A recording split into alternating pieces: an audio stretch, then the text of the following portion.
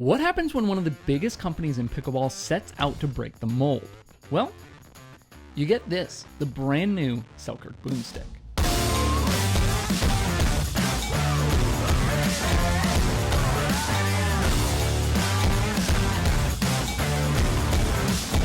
Watch me go boom!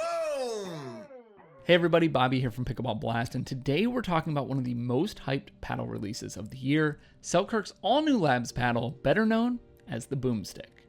This thing is loud, explosive, and jam-packed with new tech. It's the latest innovation from the Selkirk Labs program, and I've been testing both the elongated and the wide-body versions for a little while now. As always, this paddle was provided to me for review, but Selkirk doesn't get any input into what I say, and there's no guarantee that I even post about it, so everything you hear is 100% my honest opinion. So let's start with some quick context. What exactly is Selkirk Labs? Think of it like the mad scientist division of Selkirk. This is where the cutting-edge R&D happens before anything gets mainstream. Paddles from Labs get tested by pros, reviewers, and Labs members, eventually making their way to public release, and always have a chance to get moved to their main line, but they've already said that the Boomstick will be staying exclusively as a Labs paddle. Whether these paddles are hits or misses, I have a lot of respect for this approach that Selkirk takes, because innovation is how sports evolve, and Selkirk clearly is not afraid to try something new. And if you're just here for a quick overview, I've got you.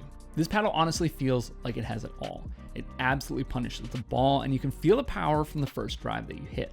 The spin is excellent, allowing you to shape the ball and target specific areas. And oftentimes with a power-focused paddle, we see it lacking in the control and forgiveness side of things, but I really feel like that's not the case here. While the paddle might not match a pure control paddle, the reliable, consistent feel, sweet spot, and forgiveness that we see in the Boomstick is an accomplishment given the level of power that it has. The price is high, there's no way around that, but it packs a lot of tech into a paddle, and I think that for those who have the budget, this is going to be a very well-liked paddle. The release for Labs members is on August 11th when this video goes live, and open to the general public on August 14th. The basic stats for the Boomstick are on screen, and we'll dive into some of this in a bit more detail, but at a high level, it comes in both an elongated and wide body shape. It has the brand new Boomcore, which is a foam core surrounded by EVA foam, as well as this new MOI weighting system. It has their well-known Infinigrit surface, a longer handle for two-handed backhands, and you can see the static weights, swing weights, and twist weights for both the elongated and wide body shapes here on screen. It comes with a limited lifetime warranty and retails for $333,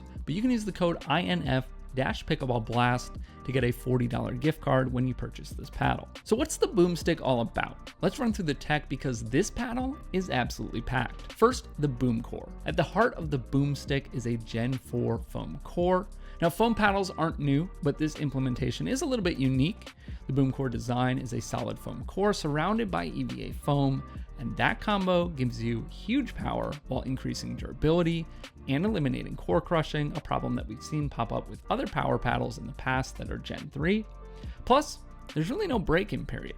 The Boomstick surface uses Selkirk's proprietary grit system called Infinigrit that claims to last 3 times longer than standard carbon fiber.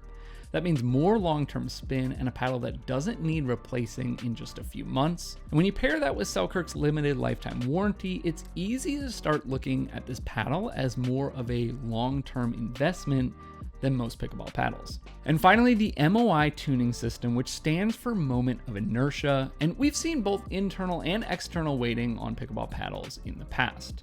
This MOI setup is a fixed weight built into the edge guard, placed on the outside of the guard and far from the paddle's center to maximize the sweet spot and stability. This gives you more consistent play and a better response, especially for off-center hits. Now, from the very first drive I hit with this thing, I could feel the difference. The Boomstick punishes the ball, the power is immediate, almost a little surprising at first, and it's got that Gen 3 style feel with a loud, hollow sound, which I absolutely love. It's brash, it's fun, and the name fits the vibe perfectly. But what surprised me most was how much control it still offers. Usually with a power paddle, you give up a lot in forgiveness or touch, but not here.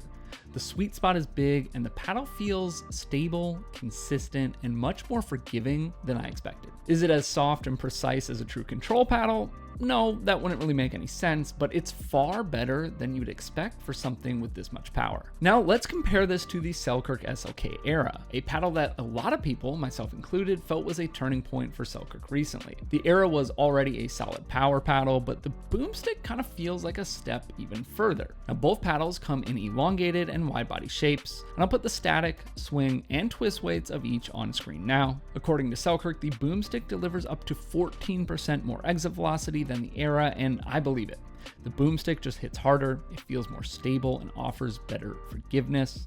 Spin feels slightly better on the Boomstick as well, and I expect the Infinigrit surface and the Boomcore to also provide better long-term durability. Now, the Era is an excellent paddle, so I don't mean to take away from that by any means, but the Boomstick is just better in my opinion in most of these categories, and it should be given the price point. Which brings me to the main difference between these two paddles, which is the difference in price. The Boomstick comes in at $333 and the Era at $200, giving you two options and different price points for two very solid power paddles. So who is the Boomstick for? Selkirk says it's for players who want to win points fast, hit big, and stay ahead of the curve, and I don't think I could say it any better. If you're a power player looking for that great power and pop without completely sacrificing control, or if you're just a paddle nerd who likes experimenting with new tech and new things in paddles, and you've got the budget, this one is for you.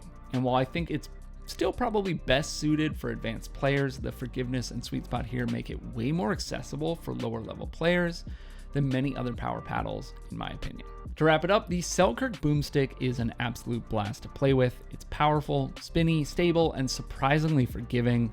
It's expensive, no doubt, but if you're going to charge that kind of money, you better deliver, and I think Selkirk absolutely did that here. It stays true to what the Labs program is all about: innovative tech, bold design, and high-end performance. And perhaps more importantly than anything else, it's just a fun paddle to play with. If you have any questions about the Boomstick and how it compares to other paddles, let me know down below in the comments.